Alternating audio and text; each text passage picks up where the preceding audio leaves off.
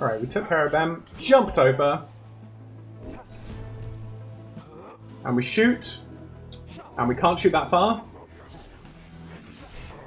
Oh, not Ignarius. Yep, Ignarius. And in we go!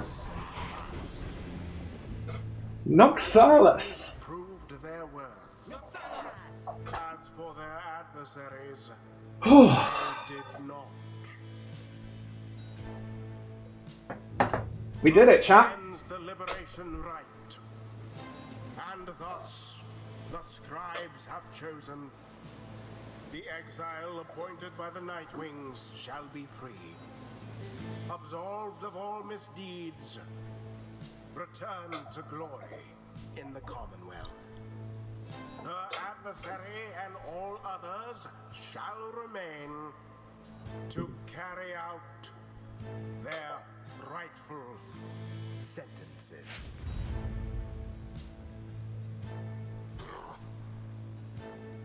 Girl, what the joke? We should have had this. You should have had this. Got all rusty. You've been waiting so damn long. Damn it! Damn it! Nightwings! Be seeing you around, I guess. And next time, you ain't going to be so lucky.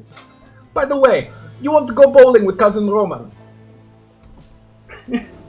Praise be to Jodariel. Yes, indeed, Callow. After all this time. She turns her gaze towards the rest of you. I never thought this day would come. I have all of you to thank for this, for doing this for me.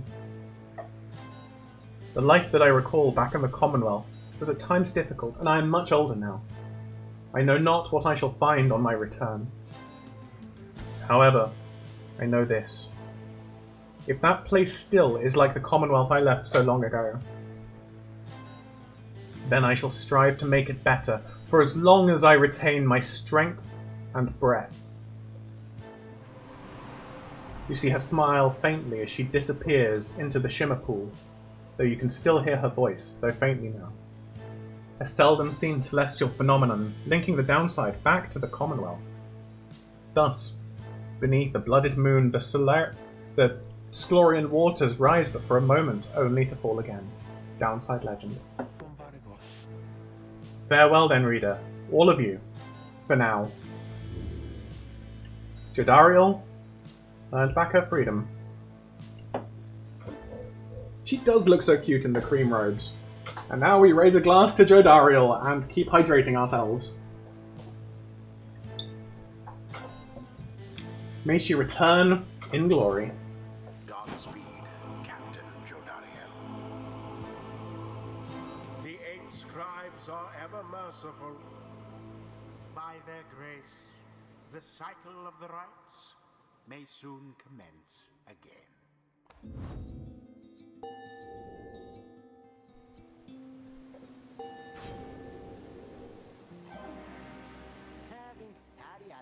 Faster, stronger, and a little better looking too. I mean, is there anything I can't handle? She is badass, Elsa. Hadn't seen it before, but yeah. I mean, not having seen Frozen, I don't know how badass Elsa was originally, but certainly sort of hench Elsa I'd go with. So we were aiming for Guiding Light for Ruki eventually. So we can either have him cast his aura further than usual, but I don't have him cast his aura that much. Mostly because his aura is like tiny, he's got a presence of 5, right? Neither of them strike me as being amazing. Probably... I mean, I guess how often is Ruki casting his aura with enemies sort of nearby as well? I feel like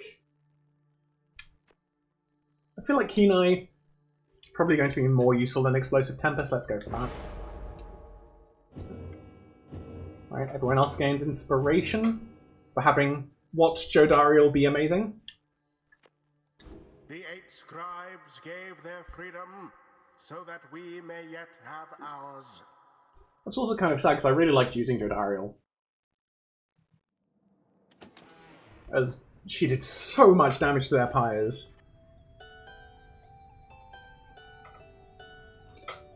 I mean, whilst gay is awesome, Anna, I think that people who aren't gay can also be awesome. You know, some of my best friends are non-gay.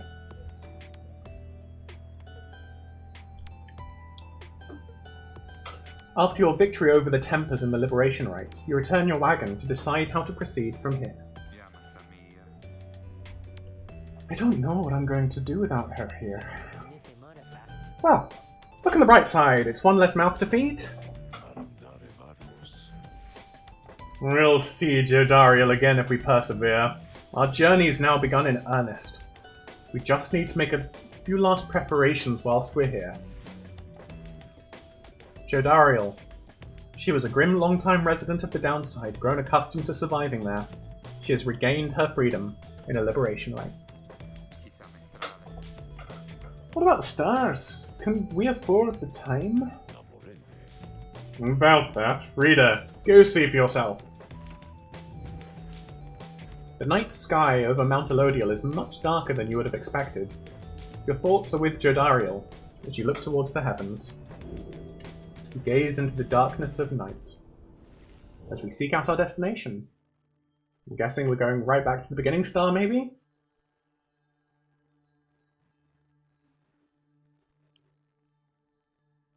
Alright, maybe not. Oh. Alright, you search and search the sky, but in vain. No stars are shining now.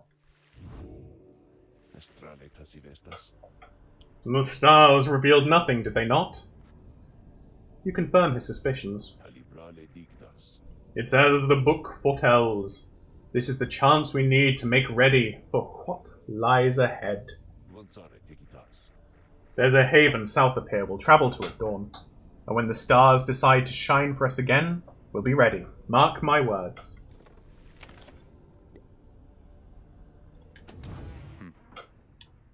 Hey Hedwyn, how's it going? You find Hedwyn on his own after Jodariel's liberation. You sense straight away what is on his mind. The two of them were close throughout much of his life. He looks up at you, but his familiar smile is nowhere to be found. I'm sorry, my friend. I should be in a much, much better mood right now. It's just... I can't believe she's gone. Then he shakes his head. Listen to me, I'm talking like she's... He falls silent again. You can tell he needs some time to himself right now. And turn to leave. Wait. Hold on. Don't leave me here just yet. First of all, my friend, thank you. I don't like to think of it in quite these terms, but out of all of us, I really hope she'd managed to get out of here. She's been here the longest, not to mention I'd probably be dead 10 times over now if not for her. What's more, maybe other than Volfred himself, I have a feeling she's really going to make an impact on this plan of ours, back on the other side. Probability of success now 27%. It was 19 before, right? So, you know, that's good. Just the same, though. I'm going to miss her. You and Hedwyn share some memories of Jodariel for a time. Though it grows clear to you that he needs some time alone. Thanks again, my friend. I hope that one day all of us can meet again. Jodie, she'd be happy on that day, I bet. It's very late now. We part ways after bidding each other a good evening.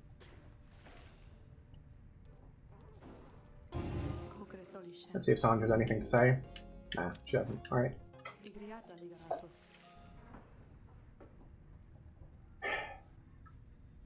Jodie's throw rug, fashioned from a howler hide, sends their ilk a clear message whilst reminding you of Jodariel, liberated.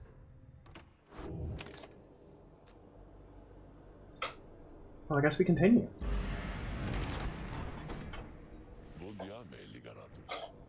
Good morning, my girl. The place I noted earlier.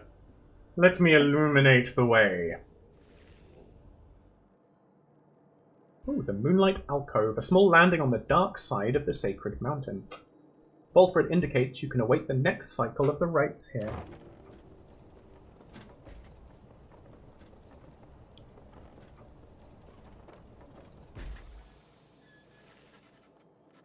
Volfred leads all of you into a calm and quiet clearing, tucked away inside one of the mountain's hidden folds. All about, you see a variety of strange items and equipment.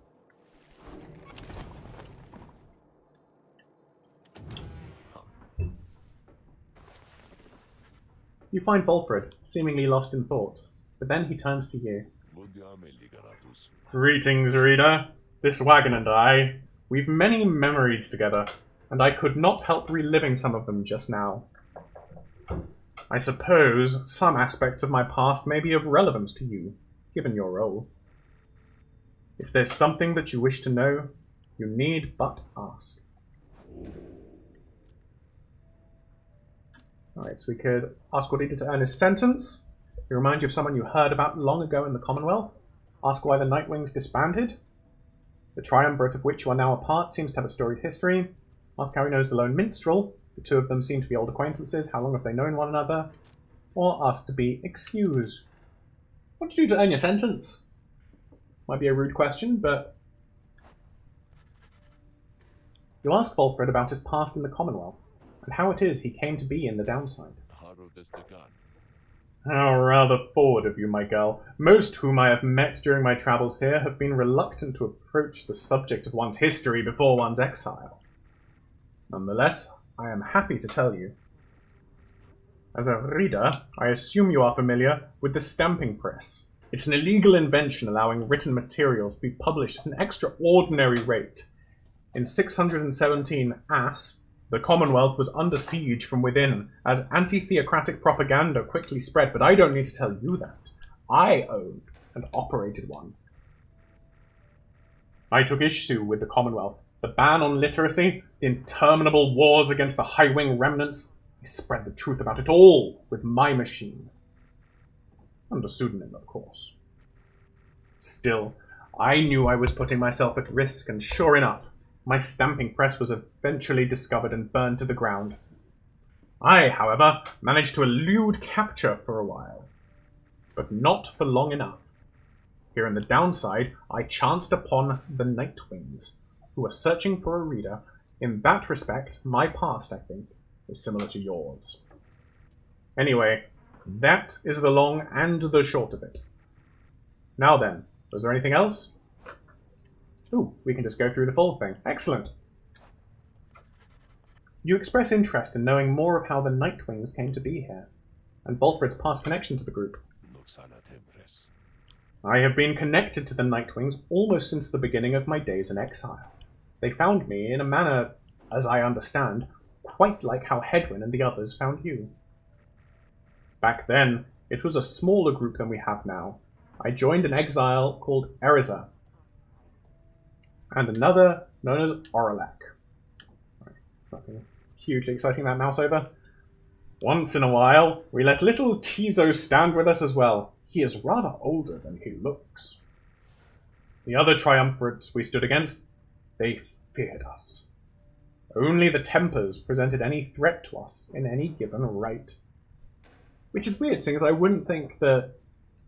I didn't find the Tempers to be as hard as... Certainly not as the one we did before that, against like the first sap, I forget what they were called, and the witchy one as well. Those felt like the hardest teams that we fought, or that we've played against so far. But there was a terrible accident. Erisa, we lost her. And Aurelak, who was my friend, he fell from Mount Elodial. We lost him as well. On the night when he was to be free.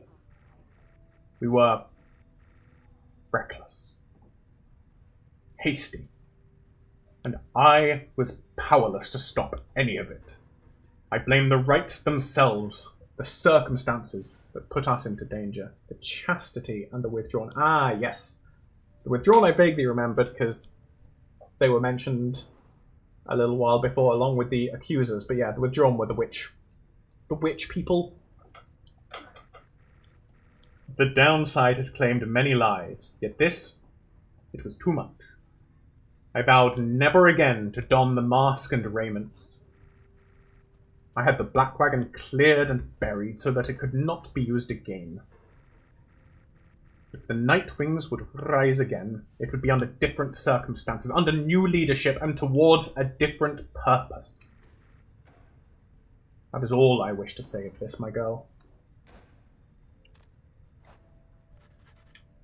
You ask Volfred about his history with the Lone Minstrel, whom he seems to know quite well. Tariq was there with the Nightwings when they took me on. His manner has always been much as how you've seen. Although, he is somewhat more cheerful now than I recall back then, if you can believe that. I think our plan has sparked a little fire in him. He serves the Rights and the Nightwings. I have tried to ask him of his past before, but he seems rather reluctant to speak of it. Though, it is plain that he is not from around here. This being the downside, I respect his wishes for some privacy. Nonetheless, although I do not know too much of him, I count him as a friend.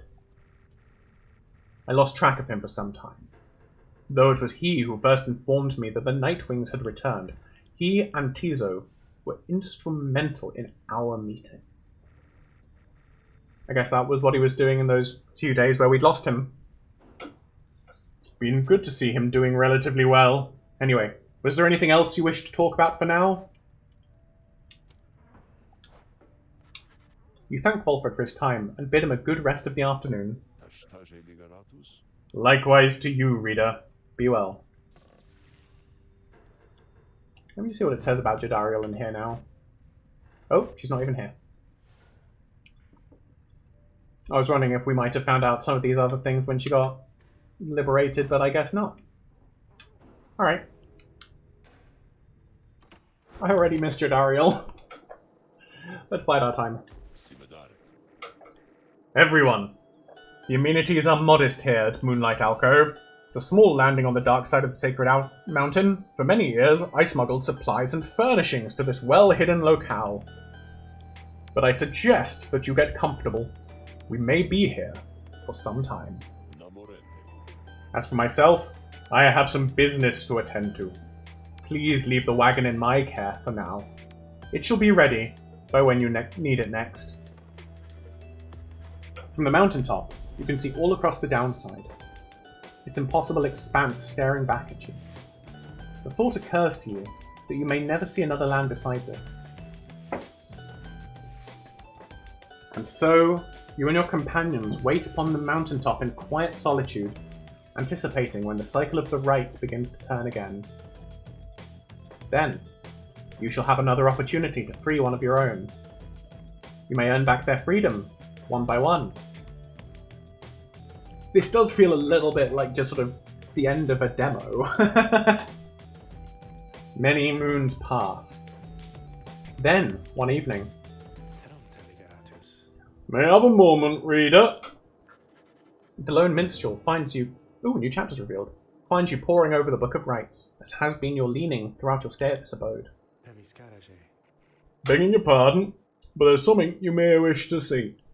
Please, follow me. You follow him into the cold night. Look forth, reader, madam. The stars shine like you have never seen.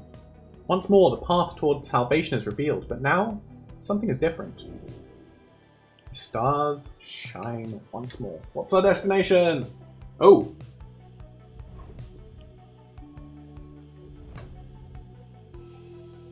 Oh, they're all shining. Or at least many of them are shining. Each prior time you searched the stars, they showed to you a single path, but now several rites avail themselves to you at once.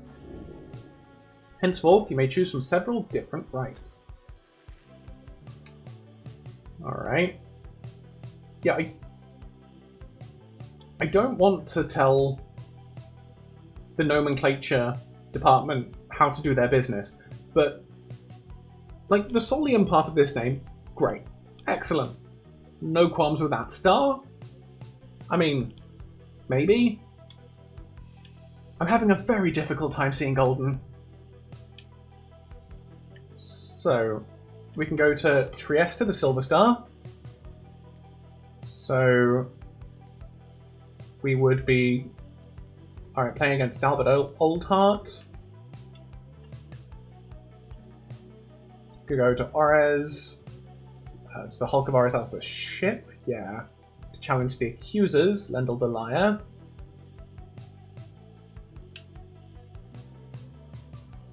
Or we can go to Hogue to challenge the Withdrawn next. So is there any like sort of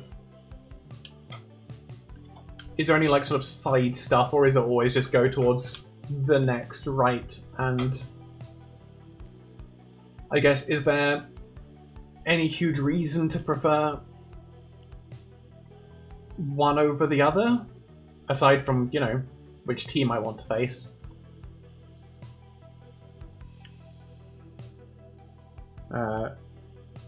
Certain characters have special interactions against certain triumvirates. Alright. So, I mean, it doesn't tell us which characters would have interactions. I'm guessing, well, Rookie wouldn't have special interactions with this one, but they would against, like, the Rock Dogs, I'm guessing.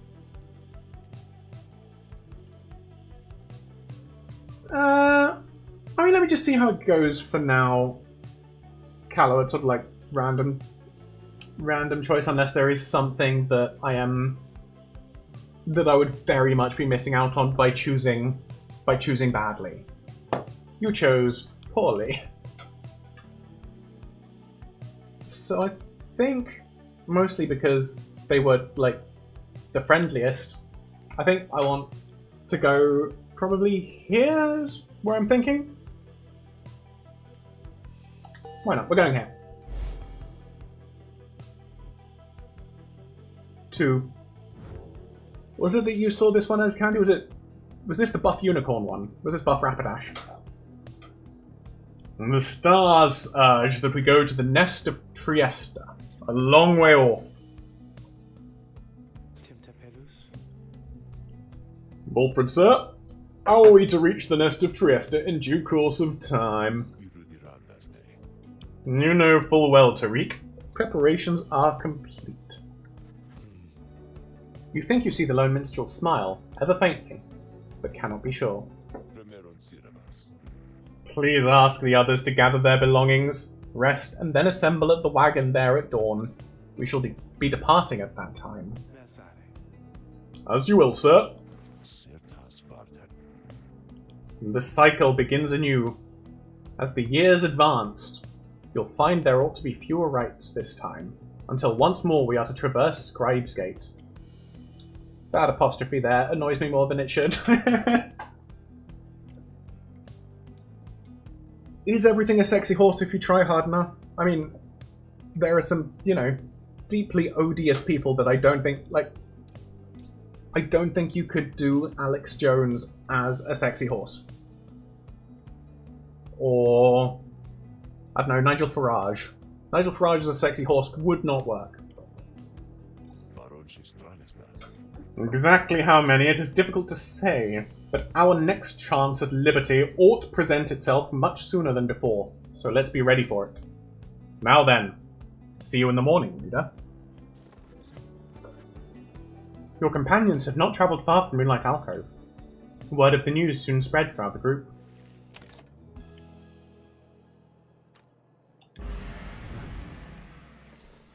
Next morning, Fulfred calls everyone together before the Black Wagon.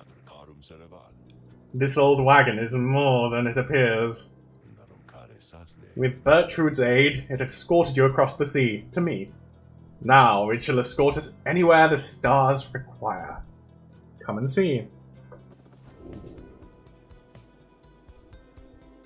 Which horses are amazing, Anna? Bolford beckons you to join him in the wagon.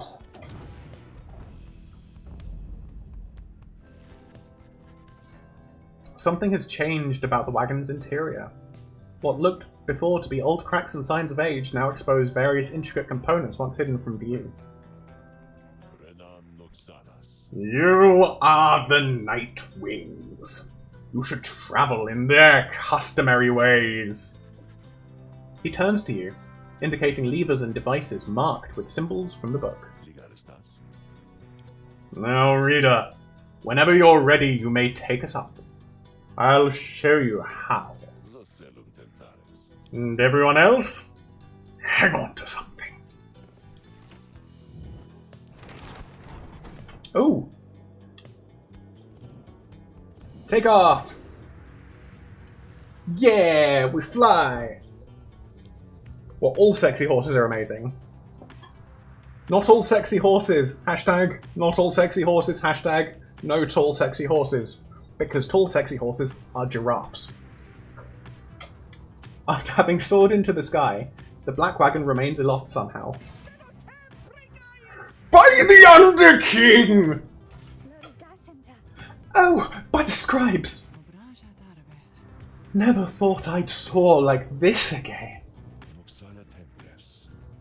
The Night Wings sail the skies again, wheresoever the stars may call for them. There is one catch. The downside provides few locales suitable for landing. Though, we should be able to find at least a couple landing places near to where we're going. We'll then make way by land or sea toward our destination. Now, without further ado, let us proceed.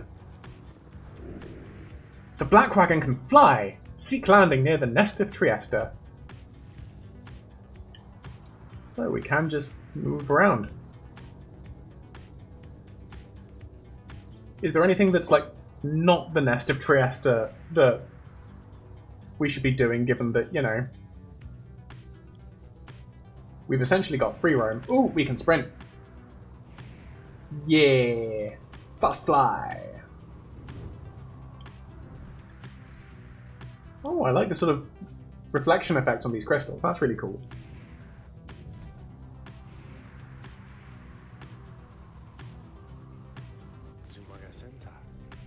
Your mistake. Thank you. Tutorial text. The unmistakable remains of Zilvius Orsedid, which protrude from the ashen fire there below. As you know, Zilvius Orsedid was the Mare Titan, vanquished by the scribe Trieste Tithys. Oh, we can bump into things. Alright. She broke the land beneath her burning hooves, whinnying vengeance. The Book of Rites.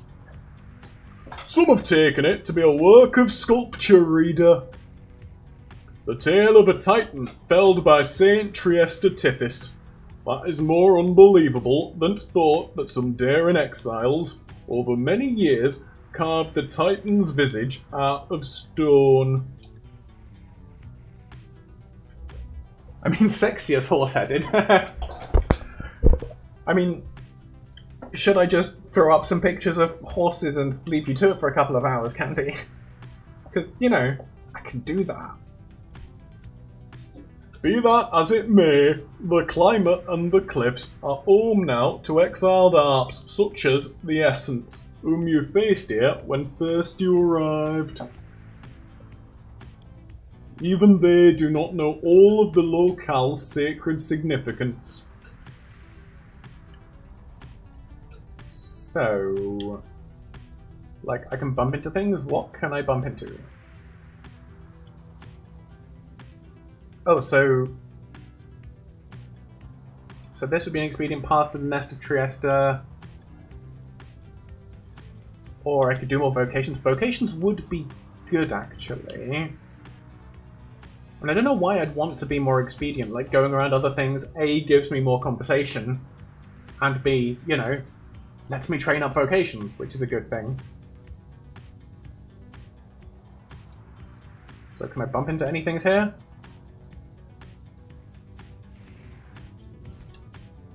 Like, is it going to be obvious if there are things that I can interact with, essentially? Is my question. So if I sort of just keep flying around a bit. Oh, hello! Wow, my beautiful wagon, what has happened?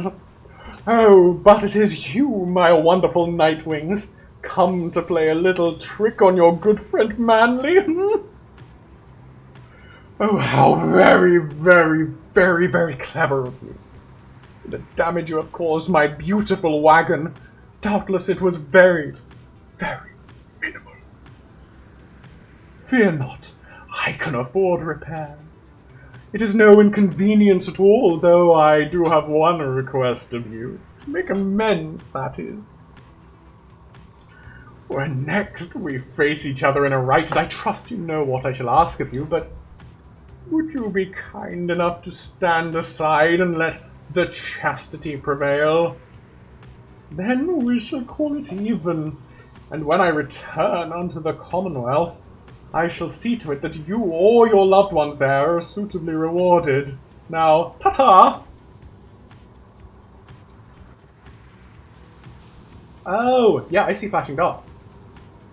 Thank you for telling me, Candy. Something about the strange island you see below draws your attention. Best to avert your gaze from the Isle of Hyalma. It's a forbidden island nestled in the Deathless Tempest. It has significance to the 8 scribes. Even the scribes themselves thought to avoid the place. Let us fly on.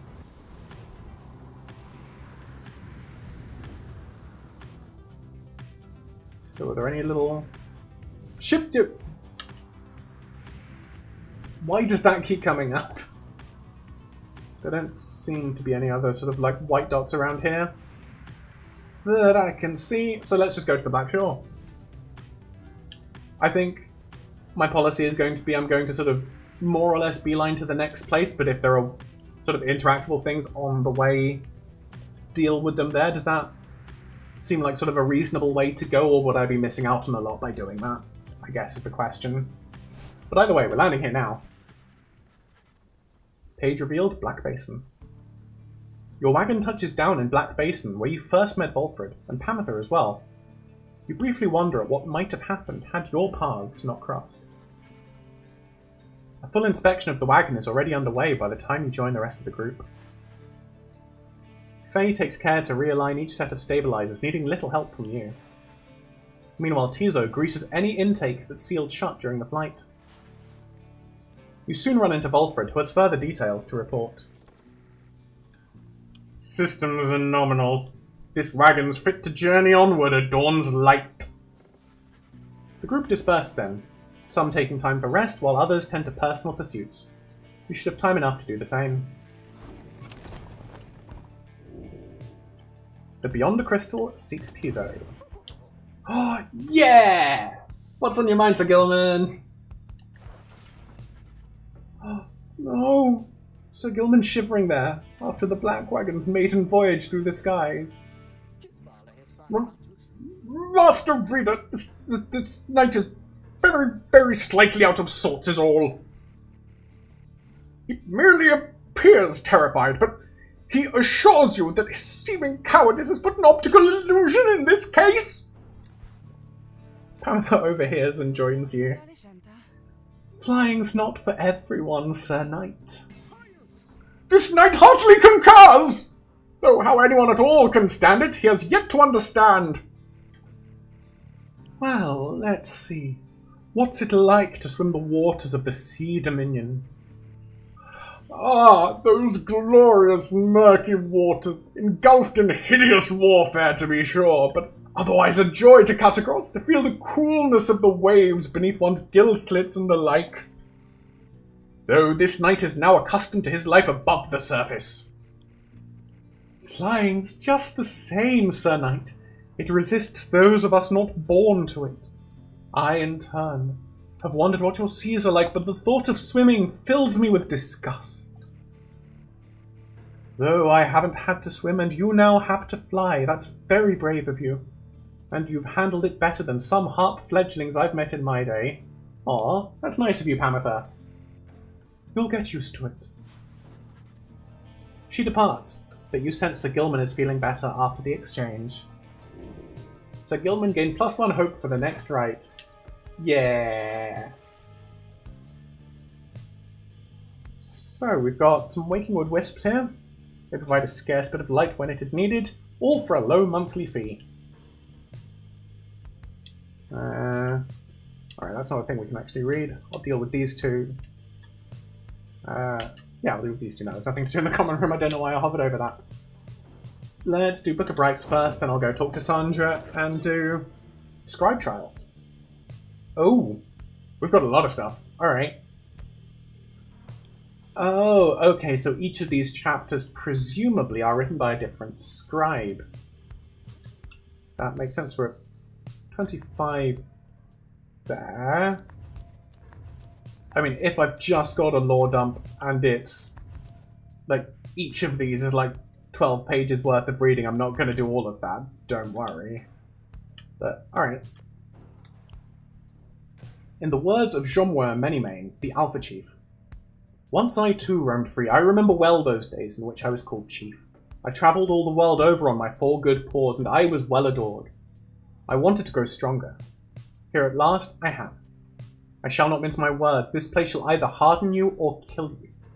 It shall haunt you with old memories. You share the exile's plight. My charge is to alleviate the sting of it for you a little bit.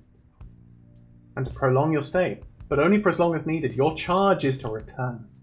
We call this place the Downside for a reason, but in time, here you can learn to eat, to seek out shelter, and to find a certain beauty in unlikely places.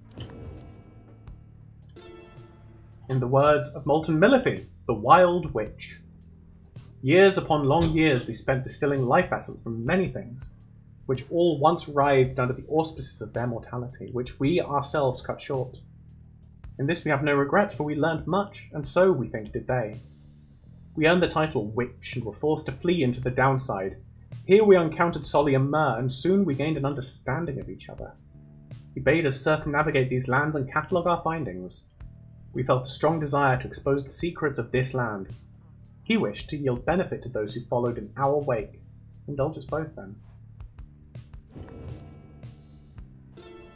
In the words of Lusclorian Hundredminds, the scholar. Do you feel a kinship with the stars? You owe your everything to them. Perhaps one day even your freedom. I chased the stars across the river of my genealogy until they led me here. I demanded they explain to me the paradox of knowledge. For how is it that something can be shared but still contained within ourselves in its entirety? The stars did not respond but set me on a quest. I sought the 9 landmarks which they revealed to me, so that someday I would reveal their mysteries to you.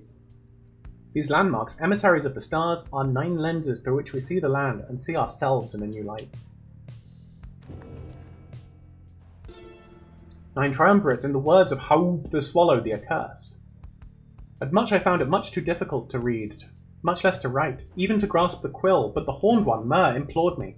He said this is the greatest gift that he could give me in return. In return for what, I asked. In return for his life, he said. But I did not save your life, I said. You did, he said. We fight about this still, we said. Myr is stubborn, I said. More than I, he said. Now herein, and by his leave, he said, I chronicle the 9 triumvirates, I said. For I am of this land, I said, unlike the rest who wished to leave, he said. We knew not everyone could leave who wanted, we said. Seldom would the opportunity arise, he said. Thus did we organize those striving for the chance into 9 sets of 3, they said. I'm sorry, that just sort of speech pattern amused me. Quite a lot. There's... Alright, there's quite a lot, so I'm not just going to read all of this. If it was just like one of each, then fine, but I think we might leave this be for my personal edification between streams, probably. I can sense you out there somewhere. What is it that you want? What's on your mind, Sandra? Ah, my best friend in all the world, come to visit me again. Does it make you uncomfortable, perhaps, that I should call you thus?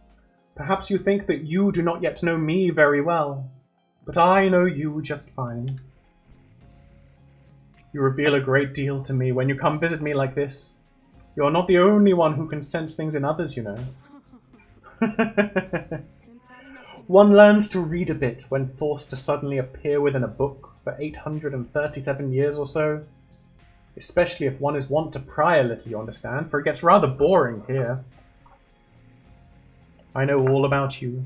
A crippled scholar who vowed to help her friends be free again, only to end up spending all her time talking to an apparition, stuck in a stone.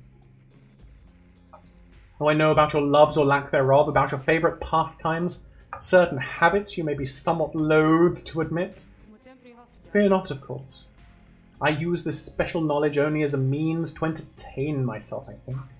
And if you don't like it, why, just keep your distance, like so many of your predecessors. As for the other Beyonders, they are as wraiths to me, as I must seem to all these idiots with whom you consort. I cannot confide as easily in my own kind as I am able to confide in you. But I suppose I have said too much. Thank you as ever for the visit. You have given me a lot to think about. More than you know. Alright, let's do the scribe trial. Tizo! So... Alright, so we're not using any of those. So, Tizo returns instantly after using Implode. Or, not instantly, but significantly quicker. I might do that one, you know?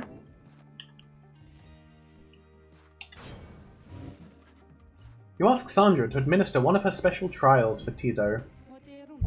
I dare think I remember something of that imp. He certainly stood out from all his ilk, although that really is not saying much. Well, let us bring him forth. Tizo soon appears in heed of the summons. Tizo seems to be prepared for whatever lies ahead. Yeah, you're filled with determination, aren't you, Tizo?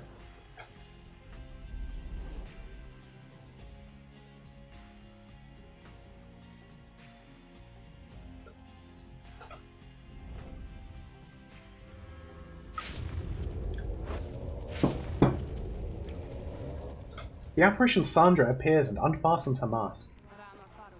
Listen well, imp, you answer to me here. Krahak! Tizo indicates his understanding and is prepared to begin Sandra's trial. You know the formalities, of course. Show me, then, what you have learned this far about the rites. Here in this trial it shall be just you, my Beyonders, and your lovely reader. Let us see how you fare. So I might see if I can, like, try and banish them before grabbing the orb is what I was going to say. Instead, it is I who am the one who are banished.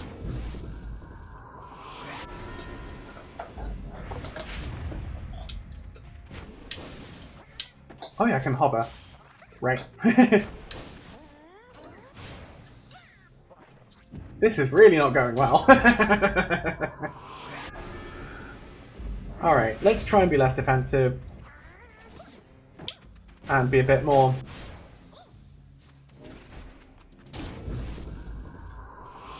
Right, we're doing a redo on that one.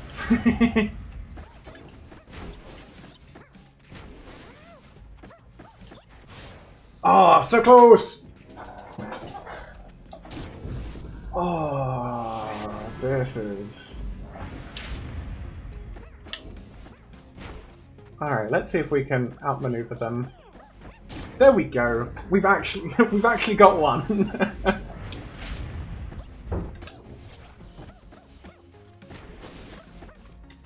Alright, there we go. There we go. Just two more. And we are grand. I think I was overcomplicating it.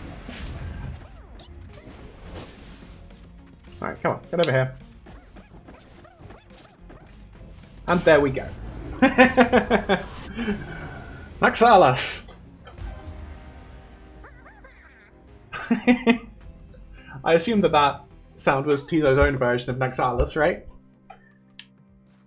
Tizo is excited to have completed Sandra's challenge and awaits her approval. Tizo, you don't need anyone's approval. You are good enough by yourself without approval.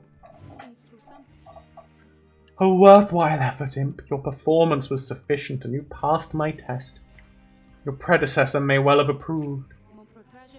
Thus, congratulations are in order to you and to your lovely reader. Now farewell. I'm also right in thinking that from now on we can, like, sell Jodie's special talisman, right? Because there's no way that we're going to need that in the future. It's a shame, because that was the main one that was actually useful for me so far. Tizo's happy to be back and wonders what it is that Sandra granted you. I wonder that too. You take a closer look at the new artifact in your possession. Hobe's Wing. Ooh, that's really good. I like that. Tizo's having that equipped right now.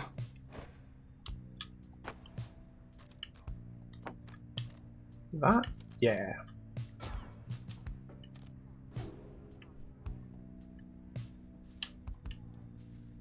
Alright. Oh, there's a little... It's a grease stone. Exhibits a flagrant disregard for natural law, thus providing light entertainment. Is that not? Ah, it's a drive in next to it. I thought it was glowing. Maybe it was the magma mug that was glowing. Provides a bit of warmth on cold nights and something at which to nod and stare. Alright, cool. Thanks, Callow. Let's do a routine search of the grounds. After having reached the molten crags of Black Shore, you volunteered to survey the grounds. You prepare to head out.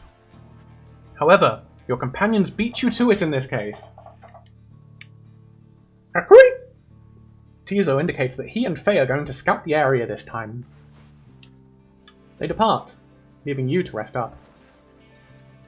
When they later return with nothing much to report, you are feeling better and are in the midst of deciding which of your vocations to pursue. Studying in private! Yeah! Oh, alright. I'm going to go back into the wagon and try that in a moment. Let's max out our hope. Or at least our hope from these buffs, right? Yeah!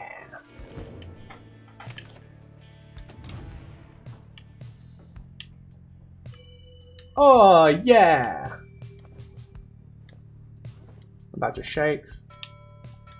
Can ring the bell. Oh! Oh, you just keep right on ringing that bell, sister. Keep at it. Rookie seems to be taking issue with your frivolous use of the nautical bell. After all, there is no sign of a nautical emergency, nor a prepared meal. Oh, I know it's not mealtime, it's fine. I'm starting to really enjoy the constant ringing sound, though, now that it doesn't mean anything to me or anyone around. Besides ringing that bell, it's probably some good exercise, right? And it's good training for my ears, too. You know we curse of ultra-sensitive hearing, don't you? Well, not anymore, I don't! Anyway, thanks. I mean that. He storms off. Rookie shall never forgive you for abusing the nautical bell. No, Rookie! Rookie reappears, laughing heartily. He was only joking. Probably.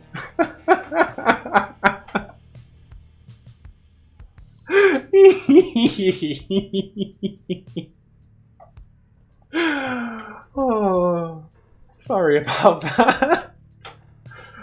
Oh, I love that so much. What's this up here that's glowing?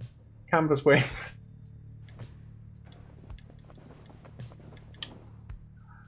Alright, the magma mug. Ooh! I'm now tapping everything lots of times just in case it does anything.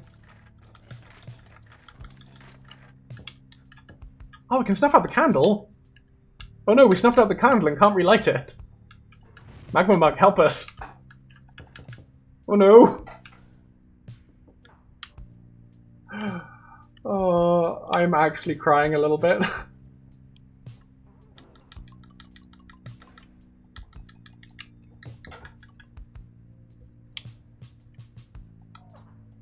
Aww. Yeah. There's another imp over here, right?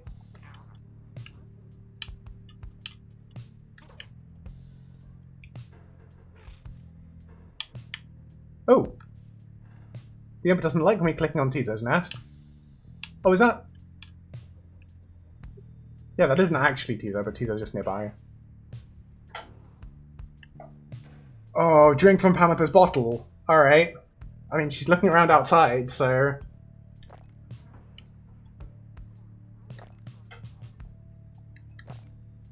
Alright, everyone, time to play the drinking game. Pamitha notices you with her bottle of moonshine. Drink up, by all means, darling. Nice to find a girl after my own heart. She moves in close and lowers her voice. Let me tell you a little secret. That bottle there, it's enchanted. Never runs dry, ever. Believe me, if it could, I would have known by now. Apparently it was some spurned old bog crone that once tried and tried to make a never-ending poison, but kept failing utterly, till she threw away her life's work in disgust. I fetched a good price for it. Decided to take a swig one day whilst on the hunt for Tamitha, when things weren't going quite as well for me as they are now, you understand. Turns out that stuff is pretty good. Consider it for sharing, darling, just everything in moderation and so on, She takes a drink herself as she brushes by you.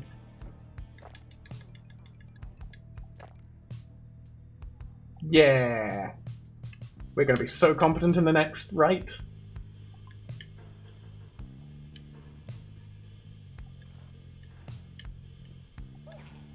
Yeah! Contented drive imp. Alright, that's enough with that.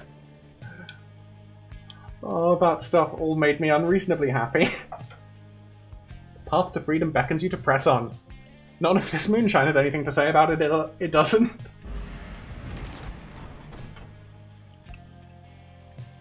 So we head up to the nest of Trieste.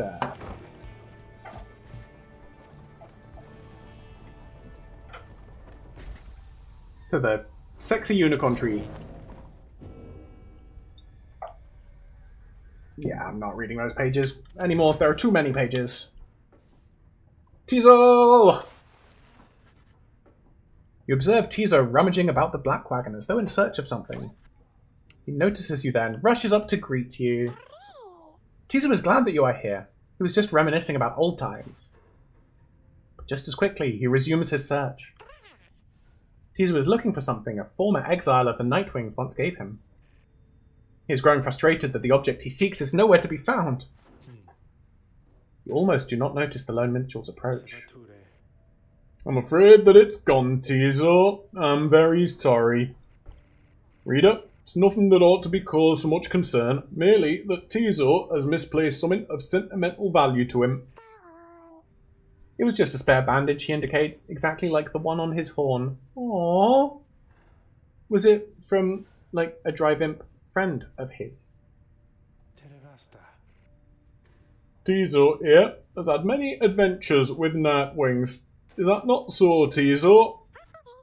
He squawks in approval. Those memories shall always stay with you. Is that not what matters most of all? He confirms this as well. Then please do not worry yourself about it anymore. It's a symbol of a distant past besides. Tizo skulks away up into the rafters. The lone minstrel watches him go. The object that he seeks does not exist, reader. Tizo searches for it from a fleeting memory of his days with Nightwings of the past. He performed regular duties of other drive imps at first, but soon distinguished himself.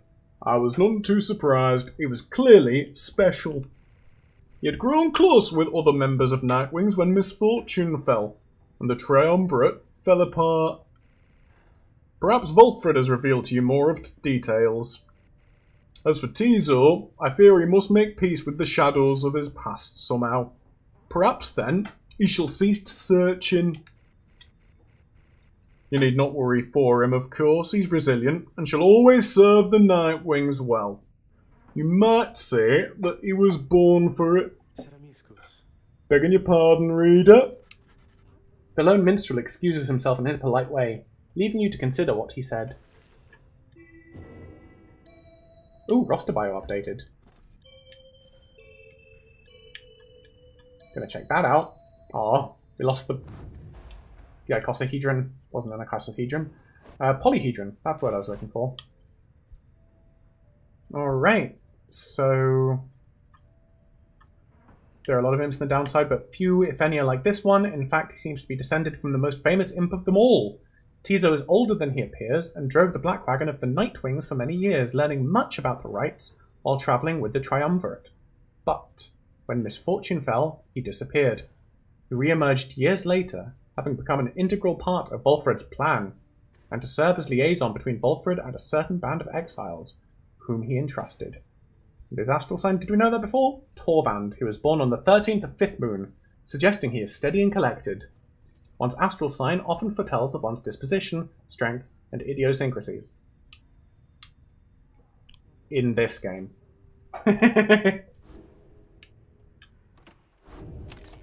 Oh, wait, there was a... Oh no, that was just the wisps. Ooh. Cool. Is that like a little nest down there?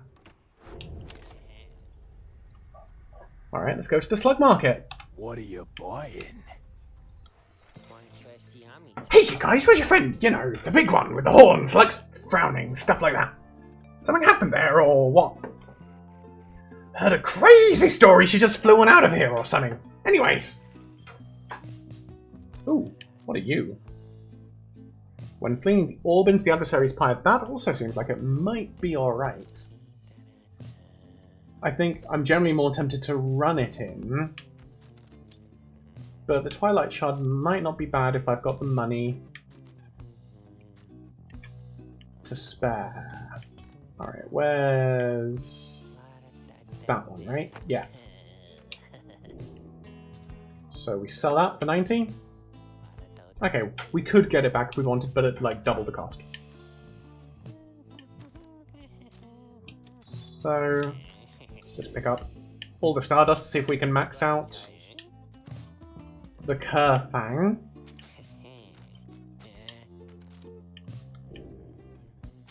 And probably won't have any money for anything else after that. Alright. See you guys again sometime soon, maybe, okay? Because I gotta say, you're my favourite customers I had all week!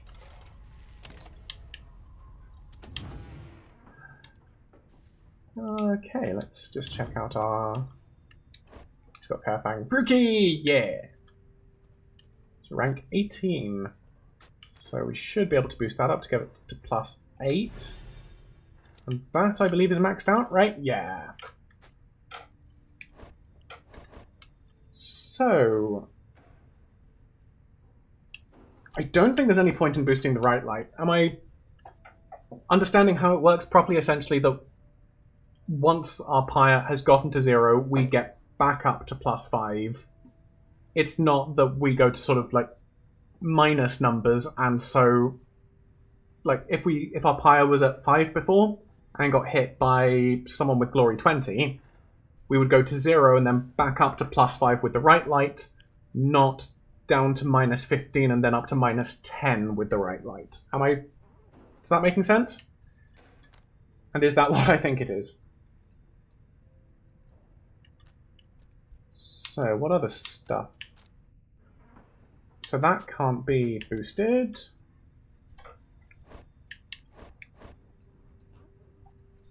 This one might be worth increasing, you know?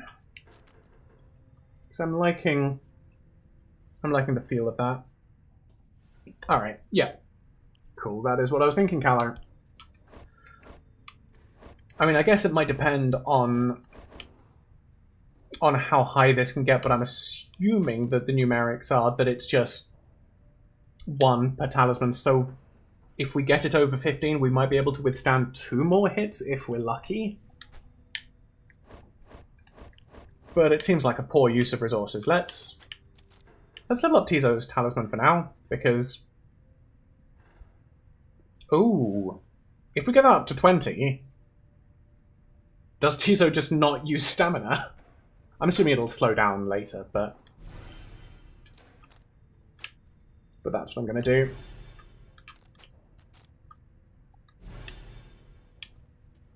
Because having Tizo be able to run rings around things... I mean, he hasn't got the best glory, but... He'll do pretty well. Alright, let's commence this rite.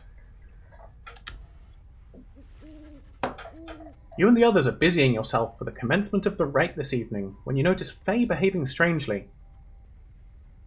More than usual. Maybe he is here. I mean, I think he has to be somewhere nearby. She notices you then. Oh, I'm sorry, miss. I was just... Oh, it's just... I think maybe my friend is here? Oh, you think it goes up to 95%? I mean, 95% is almost 100%, frankly. In terms of how we'd be using it, right? And I was hoping to say hi to him before we have to do the ceremony with the star ball. The star ball. I like that as a term for the celestial orb. Wait, is that... That's him! That's him! My friend is here! He's here! Or like the surly... person? Just then your adversaries, the Fate, arrive on the other side of the nest of Trieste. They begin making necessary preparations. Faye rushes over to them before anyone can stop her, even as the stars above start shining through the darkness.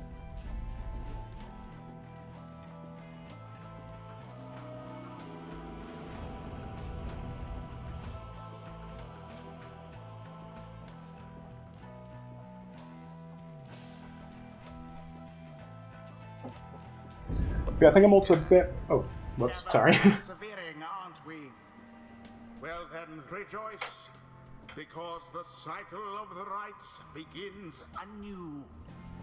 Perhaps you'll liberate another soon enough. Your chosen adversaries here shall be the Fate. Reduce their flame to ash, just as you did when last you met.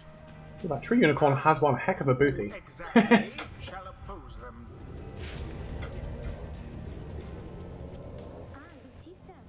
Oh, hello again, hello! Why, hello indeed, young one. We are the Fate, and once again we hail you, and all the Nightwings. Thanks, I was wondering... May I speak to your son? I do not see why not. But let me see here. Alma! Alma! Where are you? Begging your pardon, young one, but my son, he's not always punctual, you see. Hold! I shall go and fetch him. Oh, okay, I mean, my friend, I hope that he remembers me. You! Wait, where is father? Father? Oh, hello! Hello again, your father! He went looking for you, Did you not see him? No, I did not see him. This had best not be some Nightwing's trick, or else I'll... Ah, there you are, Alma. Our cordial adversary wishes to salute you, I believe. Oh, that's right. I mean, here! This is my salute. I am saluting you. It's nice to see you, and may the scribes watch over you, okay? I want them to watch over us as well, but maybe just this time, or not just this time, but this and other times. Maybe they can watch over all of us, okay? The two of them stand and watch as Faye skips over to rejoin your group. An unusual source, that one. She is. She's about your age. Father!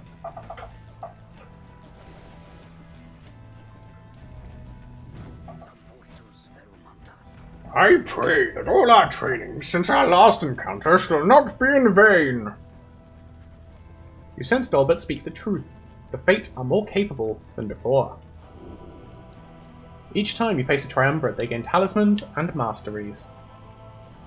Oh, they're bestowed by the 8 scribes of the enlightened. Alright. Do not underestimate them, sure. Now let us get started. So, oh yeah.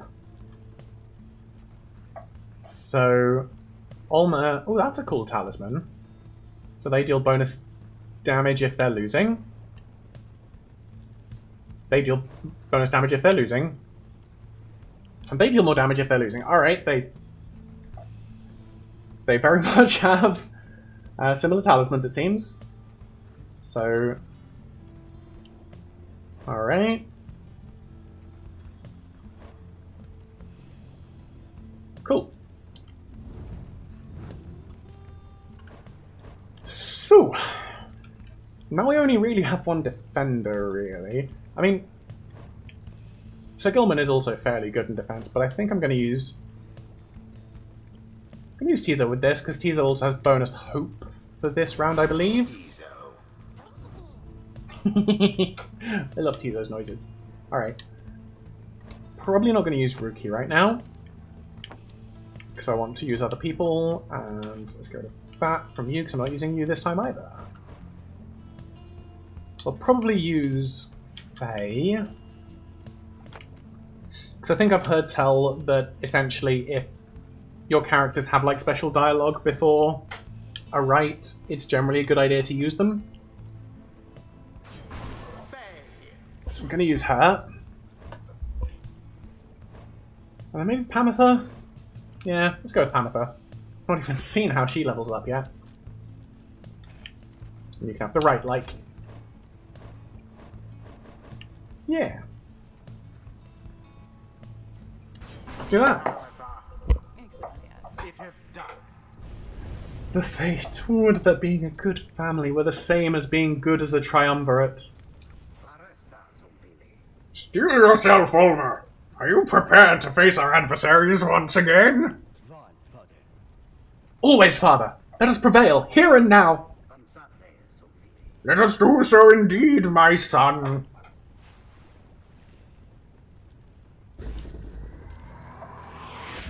Alright, so Commence. if I do that...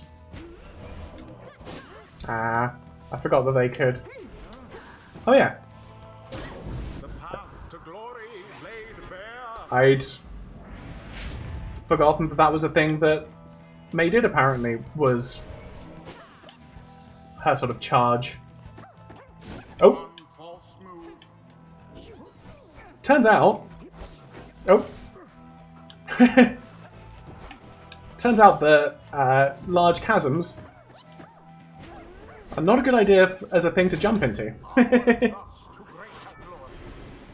Alright, we're doing alright here.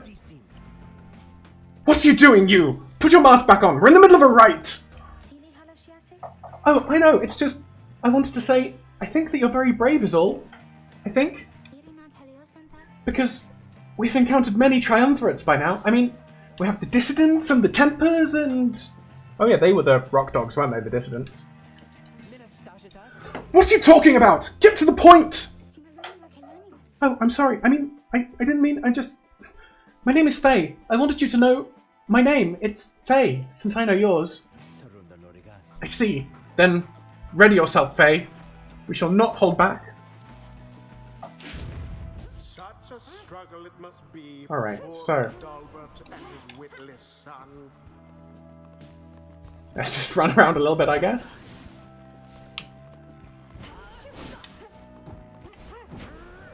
All right, then we run it in. Such well. Yeah.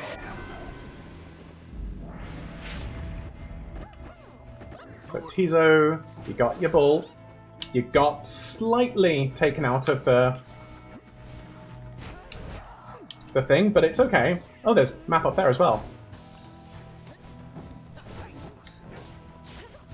Where did I not throw the ball? Banished. Oh. I did. I'm very confused by what just happened. Died a little. I think I passed the ball but still kept control of... Now end the ceremony. There goes the heart. Ah, bugger. Quite foul. Kept control of Pamitha for some reason. Alright, they're just scoring now. But flung the orb into the flame. And I don't know how I did that. It would be very useful to know how I did that, because that seems like a very useful thing. And it is done. But no access! Wings prevail yet again. Noxalis! I keep swapping around consonants. The rite is ended. Wait, I'm sorry, I just wanted to apologize, I think? Why, young one, you must not say such things. You are one of the Nightwings, the most envied of all triumvirates. We aspire to your greatness and your legacy. Father, please! No more of this. They have prevailed. We need not grovel at their feet. Alma, is it... Alma? I just had a question. Ask quickly and then go about your business. Oh, I just... Would you be my friend? Huh? What? I was wondering if you'd be my friend. Because I don't have a lot of friends, and you're brave and gentle with your father, so...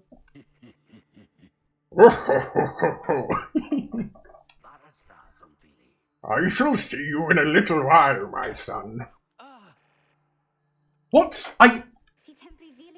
The scribes, were they not friends, I think? I choose to think. They brought us here, to be closer together, not to be apart. Aww. Now in the wisdom of the scribes, the moon-touched girl has greater understanding than it seems. The 8 scribes, they so inspire me, and now I feel that I've grown somewhat closer to them, maybe? So we were going down this path? Yeah, because that seems very good for Faye. So when saluting her adversaries, Faye automatically leaps towards the orb if no one has it. Or flings the orb faster and further than usual. I think I'll probably go for Quick Fling. That seems good. Good job, Tizo. And Pamitha gained her first level. Pamitha perhaps can learn the errors of her kind. That's a little racist voice in the sky. Well, Tamitha, soon I'll be catching up with you at this, whether or not you like it. Alright, so... the end skills are... Pamitha gains a quickness, or more all around. I think probably quickness is what... I like quickness. I like having faster abilities, but second level... Right, what's Wing Fury? For 5 seconds after banishing an adversary, she moves 30% faster than usual. That's alright. That's alright. Or just while flying, she moves faster than usual. Alright, I'm grabbing that. The power of the eldest matriarch. Until the stars align.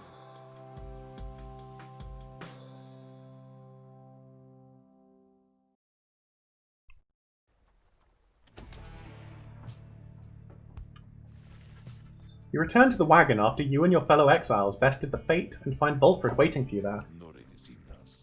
Well done back there, my girl. You are serving your companions well. Now then, I've something that I wish to share with you if you have a moment. We have discussed the plan, of which we're all a part. Ooh, we gained 1% for that. Cool. I have a means of measuring our progress towards the goal of it. Is it percentages? Because we've already got that. I'd like for you to have a look at it.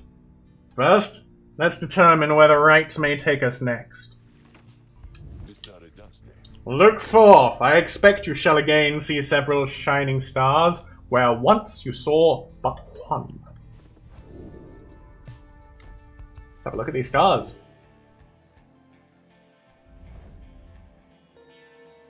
So we've got Haub, got Gol, and we've got the Bog Star. Oh. Oh no, that's where we are now. Several shining stars. A trick of the eye or the will of the scribes. Who can say? I too once gained this newfound vision many years ago following my first liberation rite.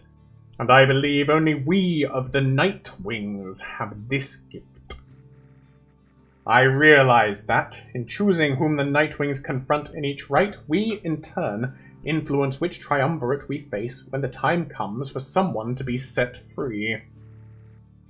The object I invite you to use contains further detail.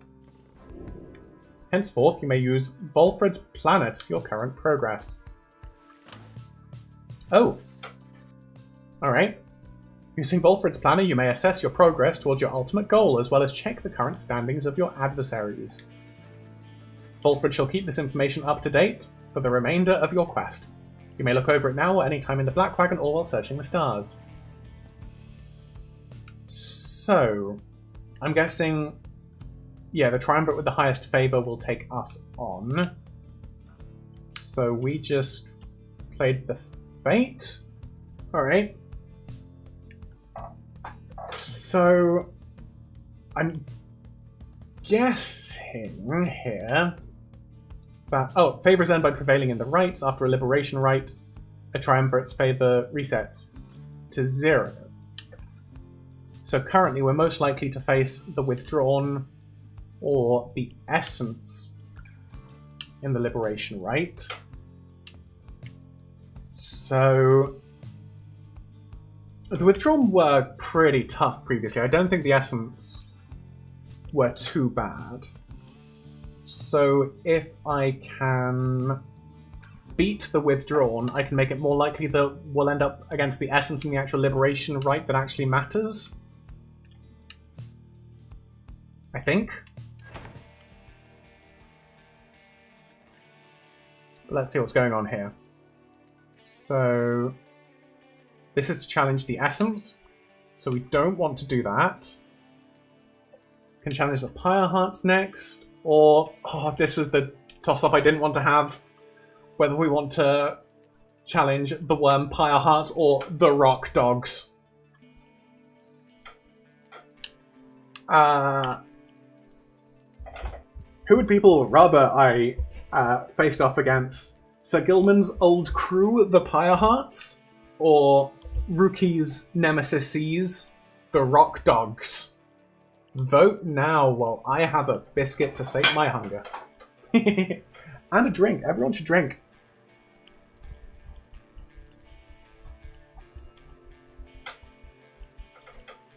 Yeah, because I like them both a lot.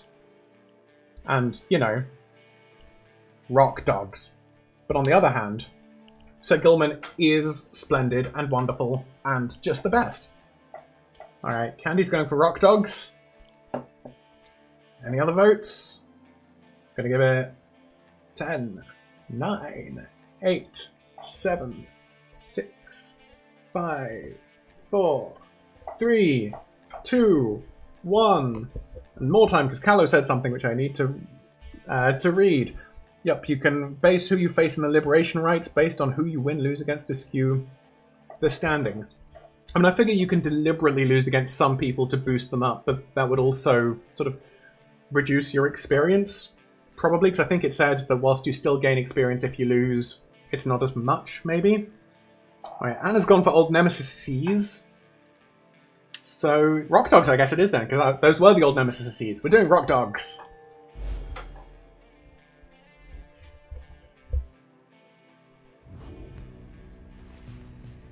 We're going to be butting heads against old Barker again, are we, sister? Guess it helps to know ahead of time so I can brush up on my grovelling. He then shares with you what his knows of your next opponent. Barker Ashpaws, a volatile cur whose pack, the Dissidents, conduct the rites more so for thrill than freedom! Back on the other side, Barker never took to the culture of the Commonwealth, and often ran afoul of the law for various acts of boorishness or vandalism.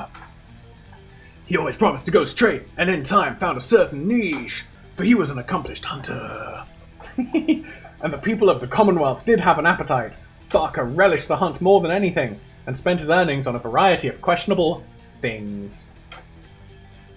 One particularly raucous evening, Barker was caught relieving himself on the foot of the statue of the Archjustice Andromedes IV, the Grand Judge who in 617 AS issued a decree prohibiting literacy in answer to growing unrest. Those who violate the law of the Commonwealth face sentencing by the appointed Archjustice. And that was the end of his citizenship. In the downside, it seems he caught the notice of the dissidents, who in turn must have observed his speed, ferocity, and fearlessness. He is now the best of them. Barker's reputation grew among the exiled Curs of the Jomware Valley region, where he is feared and unafraid of taking what he wants. Jomware Manymane took a special liking to this region. Not long after they flushed me down, I was just trying to make ends meet and made a deal with him. In hindsight, let's just say, it was a rough idea. I'm glad you enjoy the voice, Anna. It's my rock voice. He could make my life go real sour if he wants. Anyway, I better go pass out. We've got a long few days ahead. Why don't you give a try to some of Pamitha's moonshine there, Ruki? You wish Ruki a restful evening. In turn, it's too late to take flight, though tomorrow you can press on. Page revealed. The Fate. Hey, Faye! Oh. Well, oh, that's the planner. Right. Faye seems very happy about something, and has been chanting softly to herself. On closer inspection, however, she seems to be engaged in conversation with the wagon wall. And so, after the rite, he said to me, I think he said to me, farewell. Can you believe it, little brother? He said that, then he left to go find Mr. Dalbert, who went on ahead. And so, I think that maybe we're friends now. Don't you think so too? We have a lot in common, don't we? Friends are supposed to have a lot in common, right? For instance, we're both fighting for those we care about, for those who helped us when we needed it. Is that not so? He's very lucky to have met Mr. Dalbert, isn't he? She falls silent for a time, then... It cannot be that the 8 scribes intended that all of us just have to fight each other all the time. It just cannot be. So many whom we face, they don't like us very much, do they? Because if we prevail against them, it must mean that they cannot go home, even if they really want to, so that's why they don't like us. Back home, when they told me to stop being me, I didn't like them either. You want to know what I think, little brother? I think the scribes put us together in this, in all this, so that we can learn from one another and grow closer together as friends. That is what I think, little brother. And I told them so. And maybe the next time I see Ulmer and Mr. Dalbert again, they'll be happier to see me then. She bounds off, noticing you as she goes. Hi, miss. You sense some burden has been lifted from her, and her knowledge of the rites, however informal it may be, is crystallized into a deeper understanding. Faye gained 1 hope permanently. Yeah! Alright, so I think I might leave it here. It's been 3 hours. I thought it had just been 2.5. How time flies when you're having fun in the rites. I'm hoping to do some more on Wednesday, if all goes well, to do some random games from the bundle for racial justice and equality. But we might also have someone fixing the boiler here, so that might not be possible or might be delayed a little bit. We shall wait and see. But at the very least, there should be more Pyre on Friday, when we will hopefully maybe get to our next liberation rite. That would be good. If you've enjoyed the stream, please do the whole liking thing, because it makes my ego feel happy. But other than that, I hope that you'll have a lovely rest of your day. Thank you for joining me. And raise a glass to Jodariel. And goodbye.